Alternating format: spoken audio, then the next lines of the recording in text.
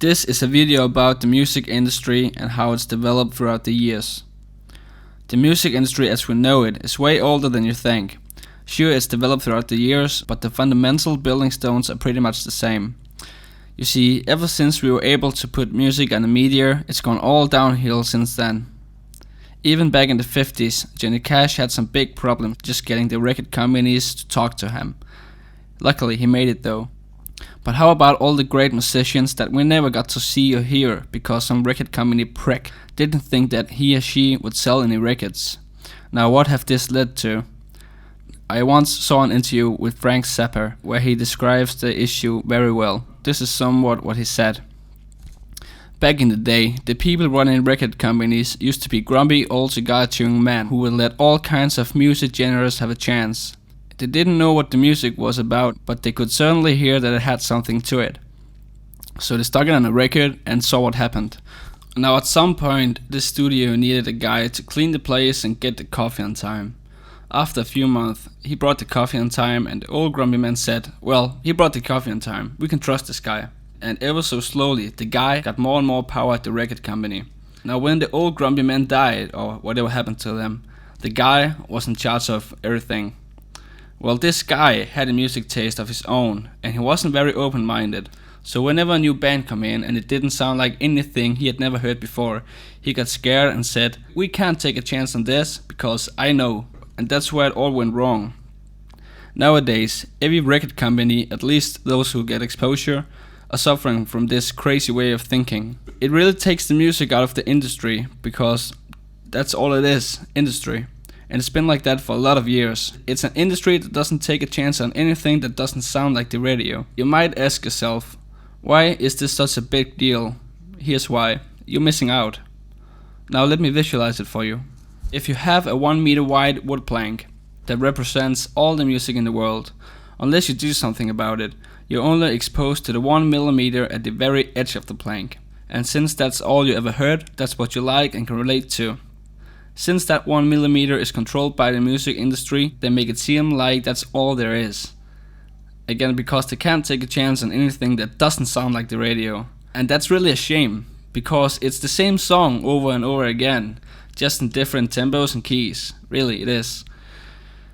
You know how the song goes. There's a few storylines that these companies use. Example number 1.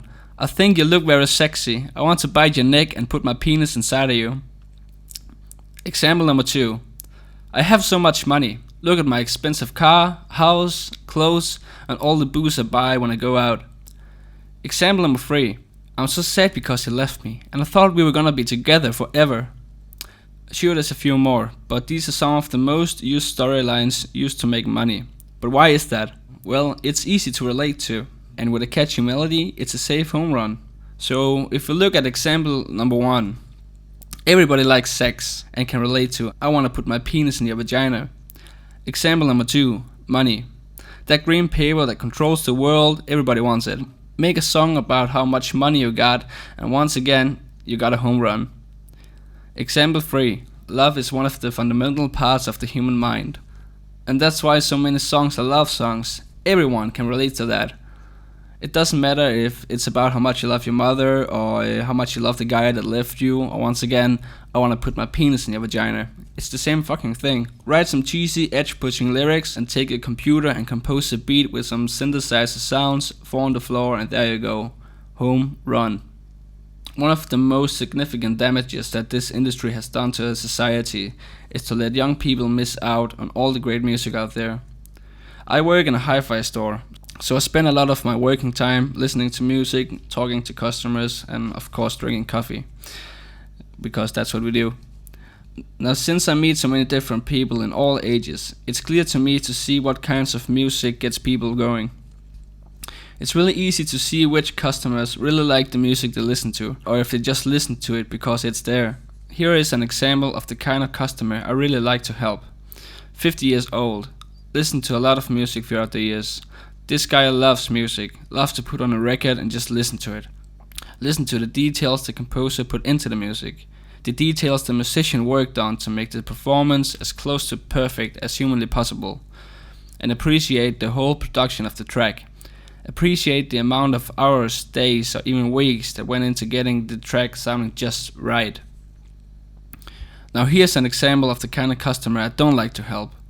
19 years old, goes to college, hangs with his friends, wears that modern Adidas hoodie and pants along with the cap of course, just like his friends, so he can fit in. This guy usually gets in the store and fills it with that weird feeling, do I really have to talk to this guy feeling? After a minute or two, he of course spots the high-end setup. Every store has one. Now this is a hi-fi setup that should be treated with respect and care. We're talking systems that could easily cost around $70,000. That's a serious setup. And of course he goes crazy and wants to hear that new single from the pop star of the week, because it's an expensive system, money, as I talked about. Since it is my job, I want to give everyone a great experience when it comes to sound. I'll of course put on the new single for him, and believe me, within 5 seconds they ask if I can crank up the volume. After listening to the track for around 20 seconds, they usually come up with one of two reactions. 1. Bro, that's sick, I wanna buy that shit someday. Or number 2. Bro, that shit sucks, even my car plays more bass than that. Now why don't example number 2 appreciate the music he's listening to? Well, there's a couple of reasons for that. First of all, the music isn't produced for hi-fi systems. The type of people who listen to that kind of music usually listen to music on a phone, computer, or in the car. The speakers in the computer doesn't come anything close to even the cheapest Bluetooth speaker can sound like. So the producer of the track have to mix the track so it sounds good on a fucking phone. I mean, come on. That's where we are. Really, people, this is reality. That's where we are. Anyway, another reason, as I talked a bit about before, is exposure. These people were never exposed to music other than what's in the radio. Now allow me to quote Zappa talking about his father, Frank Zappa's music. Thank you, all of you who supported Frank through all these years. But I can't help but feeling like somehow his music has skipped over a couple of generations and some young people have been missing out on something they really should have the opportunity to get exposed to. And when it all comes down to it, isn't it all about exposure? I mean, there's nothing wrong with Frank's music, but it's not on the radio like Beyonce. And there's nothing wrong with Beyonce. I'm just saying, if Frank's music were on the radio like that, I think there would be a lot more people that would have more of an open mind. It's sort of like that quote Frank used to say, the mind is like a parachute, it doesn't work unless it's open. Personally, I couldn't agree more with Driesel. Now that we're at it, let's talk about Frank Zappa. Frank was a musician, composer, video editor, director. He had a wife and 4 children. In my mind, Frank is the best composer that ever lived. His music can't be described with words, but I'll try anyway. Most composers in the world have a certain musical background that they stick to. Frank was different. When Frank composed music, he would have inspiration from all over the world, which also is the reason why, even though he released 62 albums within his lifetime, never did 2 records sound the same. Then looking at his lyrics, I can confirm that they are all over the place as well. But one of the things he was famous for is to joke about anything from Jewish people, gay people, politicians, the big shots in high school, really just anything. And also he did a bunch of love songs, but not as you know them. He would always put a big fat laugh on pretty much anything. I found Frank's music one day when I was surfing around YouTube. And I came by this video titled Frank Zappa, Broken Hearts are for Assholes. Now until this point in my life, I've been listening to Metallica, Beatles, Rolling Stones, Lamb of God, Dream Theater, and bands like that. There's nothing wrong with these bands, it's just so you know where I came from. So I found that video on YouTube and checked it out, and I clearly remember thinking that it was some strange shit, to be honest. But I got curious and I wanted to see more. At the right side of the video there was a list of suggested videos, where I found a track called Inca Roads. Now this track blew me away. And as the minutes went by, I got more and more excited for this new world of music I found. By the way, today Inca Roads is my all-time favorite piece of music. After that, I wanted to hear more, so I randomly got my hands on the Apostrophe record from 1974, which blew me away from the moment I put it on. Could music sound like that? I was in shock. Now I've been into Frank's music for only 4 or 5 years, But I can say that his music has really helped me develop my mind, and as an extension to that, made me somewhat sane.